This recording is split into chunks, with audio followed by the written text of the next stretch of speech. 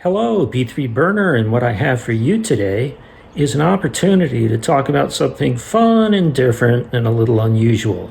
The position of headlights and parking lamp and turn signals and how they varied from year to year and how those changes really affected and made for the artistry and the uniqueness of the vehicles each model year they came out.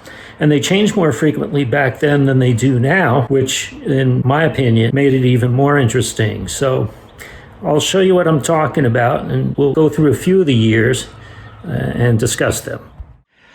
So as you know, my car is a 73, and we've already discussed the placement of my headlights and turn signals. I'm going to put it in comparison with the neighboring years near my car. But first, I'd like to go to the Bible of automotive turn signal and light design, and I'll show that to you in just a second. And for that, we consult the book, My Dad Had That Car, a nostalgic look at the American automobile from 1920 to 1990 by Tad Bernis, with a commentary by Matt Stone, but we won't worry about that for now. I will start off in 63 and 64. And as you can see, in 63, the headlights were quad. They started with quad headlights in 1958. We won't go all the way back to there. They were side by side, quad headlights, and it looks like the turn signal was these little button circular turn signals right below the headlights. Now we move up a year to 1964, and we have a similar design. Side-by-side headlights on the top half of the grille. Only now the turn signals aren't these little buttons anymore. They're a wider, taller turn signal right at the corner that wraps around into a cornering lamp assembly. And same thing on this side right over here. We move to 1965, and 65 is the first year that Cadillac went with vertical stacked headlights, and they placed the turn signal and parking lamps in the bumper, just diagonally inside from the headlights themselves. So now we move on to 1966, and we still have stacked headlights.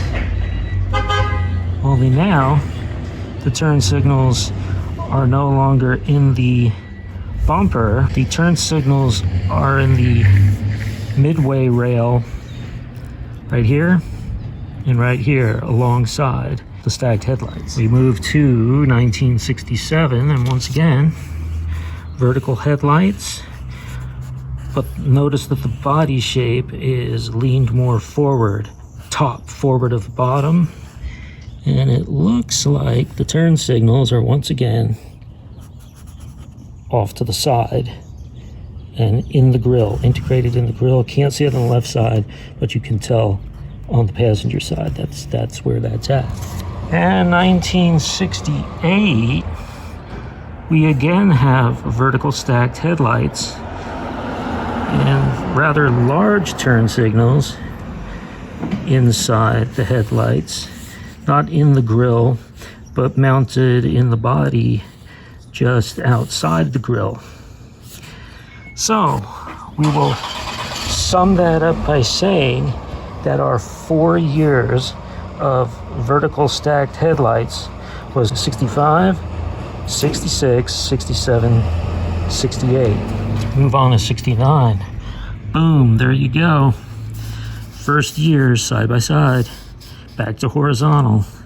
Only this time, the turn signals appear to be integrated into the cornering lamps and make up both sides of the crease in the quarter panel as it comes to the front bumper. See? Right there. And then coming around the other side is part of the cornering light. And that's 1969. Move to 1970, and not much has changed. Again, side-by-side headlights, grills separated from the whole mix, and the turn signals integrated into the fender. 1971 was the first year that they separated side by side. Everything's side by side from this point forward. We never go back to vertical. Side by side, high beam and low beam are separated with space between the two bulbs, very similar to a 1968 Oldsmobile 442, if you know what those look like.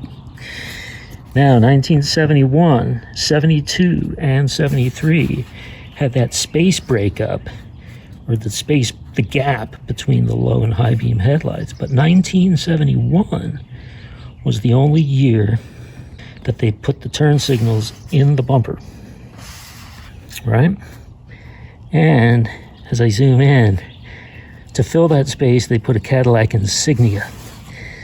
And 1971 was the only year to do that. Move to 1972, look at this. Now, there's an insignia, but the insignia is over the turn signal bulbs. They have taken the turn signal, parking lamp combinations out of the bumper. Still separation between high and low beam headlights, but now a thin turn signal with some little bit of space in between exists. And that's 1972. And then finally we get to my car. 1973. Similar breakup, only the turn signal is much wider. And this is where I can now show you an example, a real life example. This space right here, or this turn signal, goes all the way out to the frame of the bezel frame of the headlights. And there is no space, interior space, like in 1972, where the turn signals were narrow enough that you could see metal. So that's 73. And note that if there's no turn signal, if the turn signal is between the headlights, no turn signal in the bumper. We then move on to 1974, and that ends the high-low beam separation. Now, high and low beam headlights have come right next to each other, each one in their own bezel bucket, if you will, but still, they're together. The only year of separation was 71, 72, and 73. And since the turn signal can no longer go between them, and they're not in the bumper, guess what? They're on the outside, rounding the corner with the cornering lights. Only difference, though, is it's a full square, much more pronounced, and it doesn't wrap around smoothly. It wraps around in a tight 90-degree angle. 1974 would be the last year with round headlights. We now move to 1975, and this is the first year with square headlights, or rectangular headlights, totally separate from the grille. No separation between high and low beam. Each one separated ever so slightly by a thin line, but all sharing the same bezel. And the turn signal, again, is the squared off wraparound, very similar to the 74, but slightly thinner. 1976, and again, same, very similar design. The grills are slightly different, but as far as the headlights go, almost no distinguishable difference.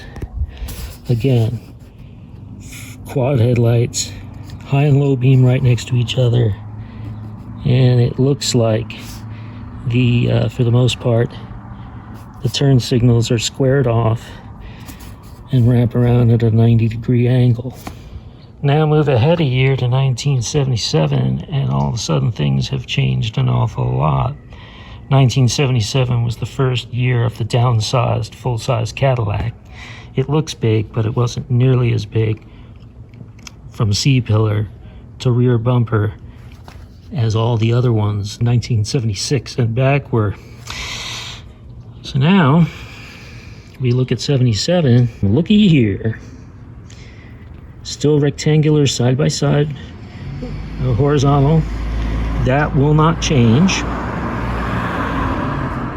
Only difference is, look where the turn signal is.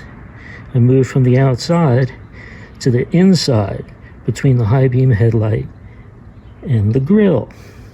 Now part of the same bezel as the headlamps. This would continue to be the new style that they stick with. We go to 1978, and you'll see that 78, you have cornering lights on the outside, but you have your parking turn signal lamps on the insides, here and here, of the side-by-side rectangular headlamps. Let's go to 79. And you'll see that there is not much of a change. Again, the 4 headlights, 2 on each side, and the turn signal on the inside. 1980 would be the first year that they try a new design. This would be the first year that the headlights, the turn signals are placed above the bumper, but below the low and high beam headlights. So 1980 was very unique. That was the first time the turn signals went below the headlights without being in the bumper. Pardon the artistic endeavor, or the lack thereof. In summary, 1963 and 64, the last of the horizontal headlights before they go vertical. 63 with the button-shaped turn signals under the headlamps, and 64 with the elongated turn signals adjacent to the cornering lights. 1965 through 68, all stacked vertical headlights. 1965 being the only year where the turn signals went in the bumper. 66, 67, and 68, they were all alongside the headlights, integrated into the grille or either next to it. 69 and 70 were the first years to return to side-by-side headlights after the 4-year break. In both instances, almost the same. 69s and 70s turn signals were both integrated into the fender away from the headlights directly. 71, 72, 73 were the 3 years of high and low beam headlight separation. 1971, the only year with the separation that put the turn signals in the bumper with the insignia or the Cadillac crest in between the 2 headlights. It was a metal object. And then 72 and 73 put the turn signals in between the headlights, the only difference being that 72's was narrower than 73. 74 was an odd year out. It returned to side-by-side headlights, but it would be the last year with the round headlamps, and it was the first year with integration of square turn signal bulbs, turn signal lights that were about the same size as the headlights, and then wrap around with a sharp 90-degree angle integrating into the cornering lamp. 1975 and 76, it pained me to have to draw this and do such a horrible job, so I tried to spare myself the embarrassment and just made one drawing for 2 years. They were essentially the same. The first year of rectangular headlights side by side, right next to each other, turn signal like in 1974, squared off 90-degree angle, integrating into the cornering lamp. I'm missing a year, pardon me, 1977, 78, 79 were the first year with the squared headlights where the turn signals would return to the inside, near between the high beam headlights and the grille. And then 1980 and the 81, 82, 83, the early 80s were the first years with rectangular headlights with the turn signals above the bumper but below the headlights, very similar to what Buick was doing in the late 70s, early 80s with the Rivieras and with the Regals, as I recall. So that's it. So that's a very general pictorial view of the differences in headlights and turn signal light positions and headlight stacking versus side-by-side between 1964 and 1980. Later, we'll deal with taillights and backup light combinations.